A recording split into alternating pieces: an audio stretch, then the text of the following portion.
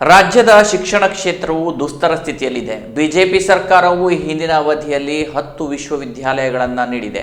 ಅದರಲ್ಲಿ 9 ವಿವಿಗಳನ್ನು ಮುಚ್ಚಲು ಈಗಿನ ಸರ್ಕಾರ ಮುಂದಾಗಿದ್ದು, ಈ ಬಗ್ಗೆ ರಾಜ್ಯಪಾಲರನ್ನ ಭೇಟಿಯಾಗಿ ಮನವಿ ಮಾಡಿದ್ದೇವೆ ಎಂದು ರಾಜ್ಯ ಬಿಜೆಪಿ ಶಿಕ್ಷಣ ಪ್ರಕೋಷ್ಠದ ಸಹ ಸಂಚಾಲಕ ಎಂಜಿ ಭಟ್ ಹೇಳಿದರು. ಕಾರವಾರದಲ್ಲಿ ನಡೆದ ಮಾಧ್ಯಮಗೋಷ್ಠಿಯಲ್ಲಿ ಮಾತನಾಡಿದರು.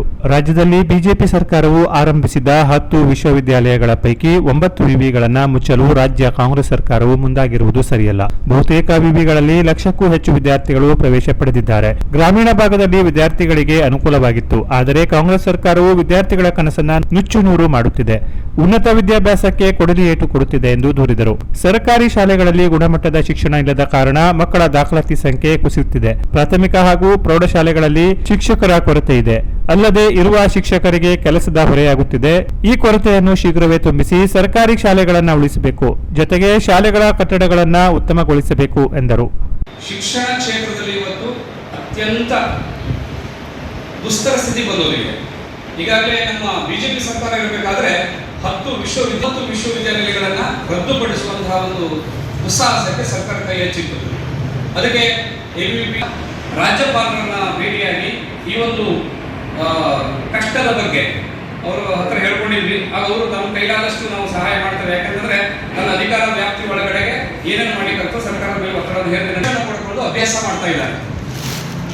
ಈ ಚಾಮರಾಜನಗರದ ಒಂದು ವಿಶ್ವವಿದ್ಯಾನಿಲಯದಲ್ಲಿ ಪದವಿ ಮತ್ತು ಸ್ನಾತಕೋತ್ತರ ಪದವಿ ವಿಭಾಗಕ್ಕೆ 2484 ವಿದ್ಯಾರ್ಥಿ ಈ ಒಂದು ಅನುಕೂಲವನ್ನ ತಪ್ಪಿಸಿ ಶಿಕ್ಷಣ ಕ್ಷೇತ್ರದ ಮೇಲೆ ಒಂದು ಅತ್ಯಾಚಾರ ಮಾಡ್ತಾ ಇದೆ ಸರ್ಕಾರ ಅಂತ ನಾವು ಹೇಳ್ಬೋದು. ಯಾಕಂದ್ರೆ ಶೈಕ್ಷಣಿಕವಾಗಿ ವಿದ್ಯಾರ್ಥಿಗಳನ್ನ ಕೊಲೆ ಮಾಡುವಂತ ಕೆಲಸ ಸರ್ಕಾರ ಮಾಡ್ತಾ ಇದೆ. ಯಾಕಂತಂದ್ರೆ ಈ ಒಂದು ರಾಜ್ಯ ಉದ್ಧಾರ ಆಗಬೇಕಾದ್ರೆ ಶಿಕ್ಷಣವಂತರ ಸಂಖ್ಯೆ ಹೆಚ್ಚಾಗಬೇಕಾಗಿದೆ. ಆ ನಿಟ್ಟಿನಲ್ಲಿ ಜಿಲ್ಲೆ ಒಂದು ವಿಶ್ವವಿದ್ಯಾಲಯ ಅಂತ ಬಿಜೆಪಿ ಸರ್ಕಾರ ಮಾಡಿತ್ತು. ಈ 10 ವಿಶ್ವವಿದ್ಯಾಲಯಗಳನ್ನು ಮಾಡಿದ್ರೂ ಕೂಡ 9 ಮುಚ್ಚುವಂತ ದುಸ್ಸಾಹಸಕ್ಕೆ ಕೈ ಹಾಕಿದ್ದು ಜನರಿಗೂ ಕೂಡ ಬೇಸರ ಆಗಿದೆ, ಎಲ್ಲರಿಗೂ ಬೇಸರ ಆಗಿದೆ. ಇದು ಆಗಬಾರದು. ಅದೇ ರೀತಿಯಲ್ಲಿ ಕೊಪ್ಪಳದಂತಹ ಅತ್ಯಂತ ಹಿಂದುಳಿದ ಪ್ರದೇಶ ಅಲ್ಲಿ 12,000ಕ್ಕೂ ಹೆಚ್ಚು ವಿದ್ಯಾರ್ಥಿಗಳು ಇವತ್ತು ಅಭ್ಯಾಸ ಮಾಡ್ತಾ ಇದ್ದಾರೆ ಪದವಿ ಮತ್ತು ಸ್ನಾತಕೋತ್ತರ ಪದವಿ ವಿಭಾಗದಲ್ಲಿ. ಅಂದ್ರೆ ಈ ವಿಶ್ವವಿದ್ಯಾನಿಲಯಗಳಿಂದ ಯಾವ ರೀತಿಯಾದ ಅನುಕೂಲ ನಮ್ಮ ಜನರಿಗೆ ಆಗಿತ್ತು ಅನ್ನೋದನ್ನ ನಾನು ಹೇಳ್ತಾ ಇದ್ದೇನೆ. ಹಾಗಾಗಿ ಈ ವಿಶ್ವವಿದ್ಯಾನಿಲಯಗಳನ್ನ ಬಂದ್ ಮಾಡುವಂತಹ ದುಸ್ಸಾಹಸವನ್ನ ಬಿಟ್ಟು ಆ ಒಂದು ವಿಶ್ವವಿದ್ಯಾನಿಲಯಕ್ಕೆ ಏನೇನು ಮೂಲ ಸೌಕರ್ಯಗಳು ಸೌಲಭ್ಯಗಳು ಬೇಕೋ ಅದನ್ನ ಸರ್ಕಾರ ಕೊಡಬೇಕಾಗಿದೆ. ಅದೇ ರೀತಿಯಲ್ಲಿ ಈ ಒಂದು ಶಿಕ್ಷಣ ಕ್ಷೇತ್ರದಲ್ಲಿ ಅವರು ಹೇಳೋ ಪ್ರಕಾರ 342 ಕೋಟಿ ರೂಪಾಯಿ ಅನುದಾನ ಬೇಕು ಅಂತ ನೆನ್ಪಿಟ್ಕೋಬೇಕು. ಈ ಒಂದು ಸರ್ಕಾರ ನಡೆಸಬೇಕಾದ್ರೆ ಒಂದು ಸಾಮಾನ್ಯ ಪ್ರಜ್ಞೆ ಬೇಕು. ಏನಂತಂದ್ರೆ ಈ ಶಿಕ್ಷಣ ಕ್ಷೇತ್ರ ಅನ್ನೋದು ವ್ಯಾಪಾರಿ ಕ್ಷೇತ್ರ ಅಲ್ಲ. ಇದು ಈ ನೀವು ರಸ್ತೆಗೆ ದುಡ್ಡು ಹಾಕಿದ್ರೆ ರಸ್ತೆ ಮೇಲೆ ಟ್ಯಾಕ್ಸ್ ಇಂದ ದುಡ್ಡು ವಾಪಸ್ ಬರುತ್ತೆ, ಅದು ವ್ಯಾಪಾರ ಆಯಿತು. ಆದರೆ ಶಿಕ್ಷಣ ಹಾಗಲ್ಲ, ಪ್ರತಿಯೊಬ್ಬರಿಗೂ ಶಿಕ್ಷಣ ಕೊಡಬೇಕು. ಇದು ವ್ಯಾಪಾರ ದೃಷ್ಟಿಯಿಂದ ನೋಡಿದ್ರೆ ಅಪರಾಧ ಆಗುತ್ತೆ. ಯಾಕಂತಂದ್ರೆ ಒಬ್ಬ ವಿದ್ಯಾರ್ಥಿಯನ್ನ ನಾವು ಶಿಕ್ಷಣವಂತರನ್ನಾಗಿ ಮಾಡಿದ್ರೆ ರಾಜ್ಯಕ್ಕೆ ಒಂದು ಅನುಕೂಲ ಆಗುತ್ತೆ.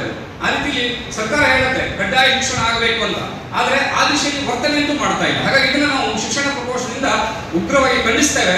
ಈ ವಿಶ್ವವಿದ್ಯಾಲಯಗಳನ್ನು ಮುಚ್ಚುವಂತ ಕೆಲಸ ಬಂದ್ ಮಾಡಿ ಓಪನ್ ಮಾಡಬೇಕು ಮತ್ತು ಅದಕ್ಕೆ ಏನು ಮೂಲ ಸೌಕರ್ಯಗಳು ಬೇಕು ಅದನ್ನೆಲ್ಲ ಒದಗಿಸಬೇಕು ಅನ್ನುವಂಥ ಒತ್ತಾಯವನ್ನು ನಾವು ರಾಜ್ಯ ಶಿಕ್ಷಣ ಪ್ರಕೋಷ್ಠದ ವತಿಯಿಂದ ಹಾಗೂ ನಮ್ಮ ಜಿಲ್ಲಾ ವತಿಯಿಂದ ಒತ್ತಾಯಿಸ್ತಾ ಇದ್ದೇವೆ.